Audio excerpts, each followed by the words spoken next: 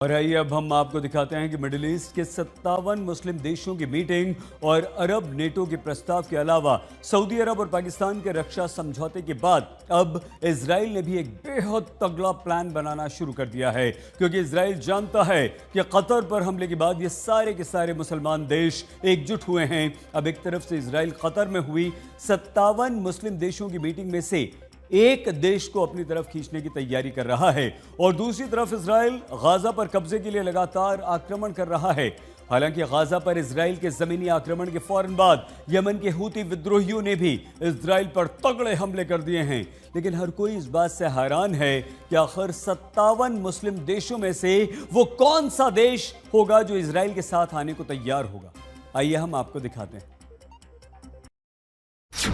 57 मुस्लिम देशों की meeting, Israel ने फूट डालने की तैयारी कर दी।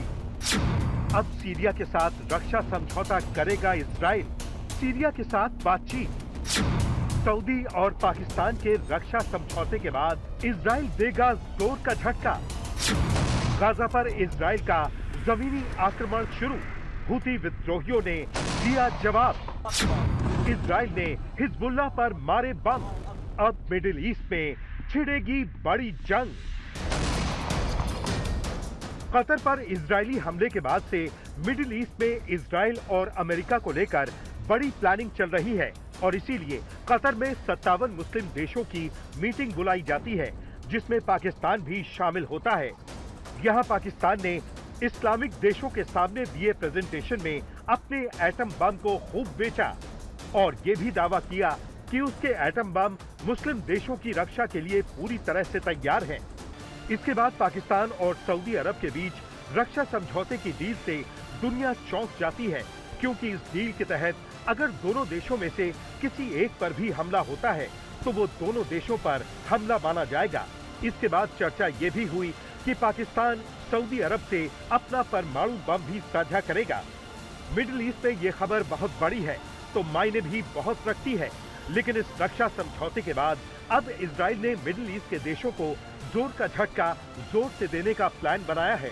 जी हां, जिन 57 मुस्लिम देशों ने मिलकर अरब नेटो बनाने का प्लान किया था, अब इजराइल ने इस संगठन में से एक देश को तोड़ने की तैयारी कर ली है। अब कुछ ही दिनों में इजराइल एक बड़ा कदम उठाने वाला है। इसके तहत सीरिया के साथ इजराइल रक्षा समझौता करने वाला है। सीरिया के राष्ट्रपति अल शरा ने खुद इसकी पुष्टि की है। उन्होंने कहा है कि इजराइल के साथ बातचीत चल रही है और जल्दी ही एक समझौता होगा। एक्सियोस की एक रिपोर्ट के मुताबिक सीरिया के विदेश मंत्री ने एक प्रेजेंटेशन इजराइल को दी है। इसके अलावा इजराइल ने भी कुछ चीजें सामने रखी हैं। रॉयटर्स के मुताबिक अमेरिका चाहता है कि इसी महीने के अंत में इजराइल और सीरिया के बीच रक्षा समझौता हो जाए। अब एक तरफ तो इजराइल और अमेरिका मिडिल ईस्ट के देशों की एकता और एकजुटता को तोड़ने में जुट गए हैं। दूसरी तरफ इजराइल गाजा पर कब्जा करने के लिए लगातार जमीनी आक्रमण कर रहा है। इजराइल ने 16 सितंबर को गाजा सिटी में जमीनी आक्रमण शुरू किया है और इस दौरान उसे हमास के जवाबी हमले का भी सामना करना पड़ रहा है।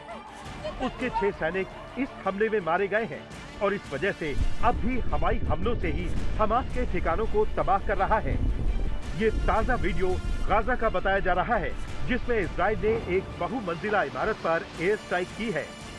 इजराइल गाजा सिटी से हमास का पूरी तरह से खात्मा करना चाहता है और इस वजह से उसने नागरिकों को गाजा सिटी छोड़कर सुरक्षित इलाके में जाने को कहा है और इस दौरान वो लगातार हमास के खिलाफ अभियान चला रहा है।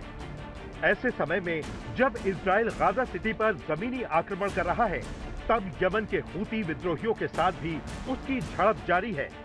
यमन के हूती विद्रोहियों ने कल इजराइल के खिलाफ मिसाइल और ड्रोन से हमला किया। उनमें से कुछ मिसाइलों और ड्रोन को इजराइल ने नष्ट कर दिया, लेकिन एक ड्रोन उसके शहर एलाक के एक होटल को निशाना बनाने में कामयाब रहा।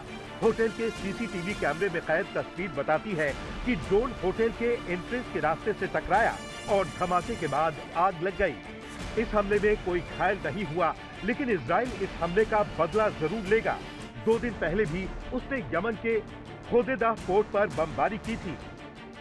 गाजा सिटी में जमीनी ऑपरेशन और यमन पर जवाबी बमबारी के बीच इजराइल ने दक्षिणी लेबनान पर जबरदस्त हवाई हमले किए। ये हमले हिजबुल्लाह के साथ चल रहे इजराइल के तनाव का हिस्सा है।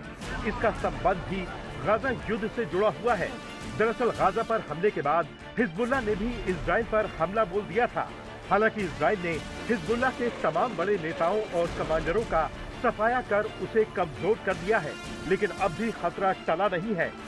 दक्षिणी लेबनान में हिजबुल्लाह फिर से पैर जमा रहा है। इसका मतलब होगा उत्तरी इजराइल पर फिर से हमले।